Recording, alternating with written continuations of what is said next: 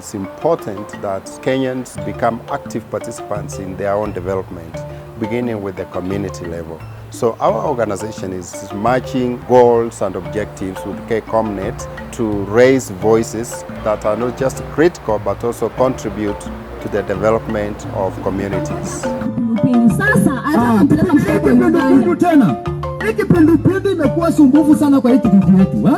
And for that reason, by the way, daktari, kabla niende sana, hebu tuambie, hiyo madawa ya kipindupindu ililetwa ama bado hospitali yetu iko lack of medicine?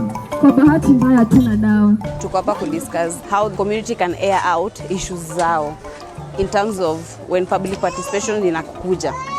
Huruma inafaa ielewe, like it's not the mandate of the county, but it's the mandate of the community itself. Ijue what are some of the issues ambazo zina affect. Kwa hiyo mipango yote ya miradi ya maendeleo ama kwa mkutano ukaambiwa kuna mkutano mahali fulani. Anasema nikuulize swali lingine. Ni mpango gani ama mradi gani ya maendeleo ungependa kuona ukifanyika Huruma?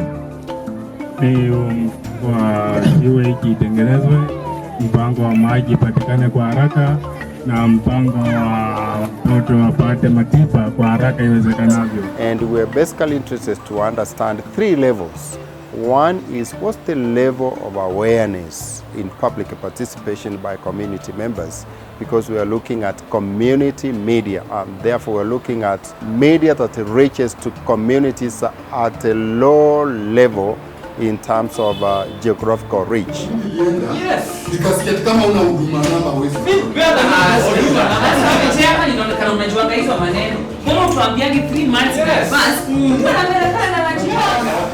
We're also looking at priorities. We're looking at how do community members in a given county understand the priorities of the county government and their own priorities within that government. And thirdly, how are these priorities delivered, and is there a degree of accountability and transparency? Afisi ya gavana, naibu wake na wote washiriki wa karibu tumeipa milioni 450.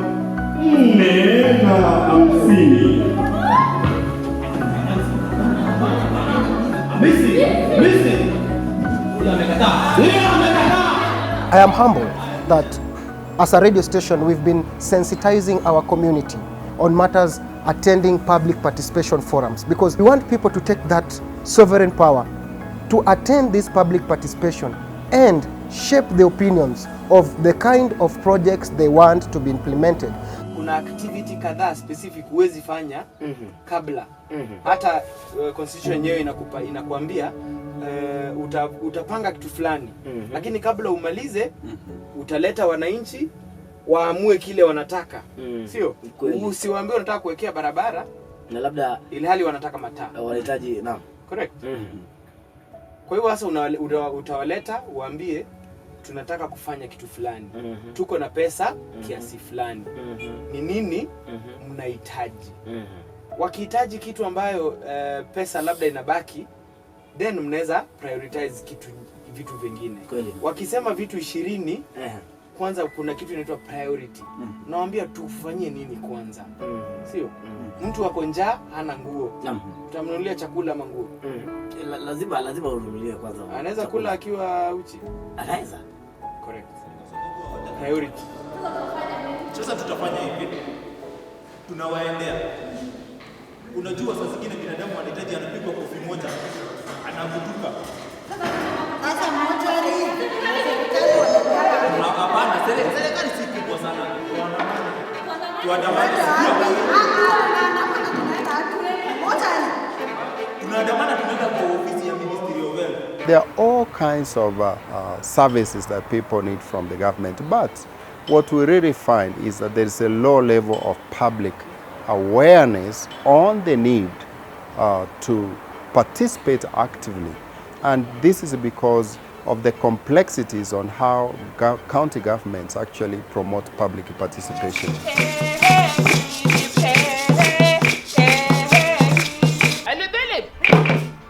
Before the hyena would walk away, the lion roared, "No! No! We're not going to share like that."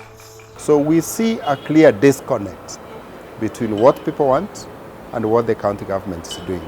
But we also appreciate that the county governments are actually doing some projects. They are implementing some projects. The fact that there's a disconnect between what people want and what the county government is doing does not mean that nothing is happening. But much more could be achieved if there's a proper interconnectedness between the community and the local government. So when Lady Fox saw whatever had happened, alipoona fisi jicho linaning'inia chini, aliamua hapa ni kubaya, si ndio? You remember our friend who was saying, yeah, vile kuna simba ni kubaya, ngachukua yangu nitoroke kwa sababu kuna shida, So Lady Fox Kakabweha alipofika pale, what did she do? She made sure that almost everything was going to the, and in our story, remember ilikuwa imebakia ngapi? A 16th. The lion said, even the last 16th is mine. And he took everything. The other animals just scrambled and ate bits and bits of whatever had remained there. And they were not happy. They went home saying, the lion's share is not fair. What were they saying? Lion's share is not fair. Hilib, hilib. Hilib, hilib. Hilib, hilib. So as a radio station, with the information that I've been empowered with, I will ensure that we allocate more time for such topics or discussions to be aired on radio, so that the local mwananchi on the mashinani level can also give a side of the story, if devolution is working or not, and does she understand her rights when it comes to public participation forums.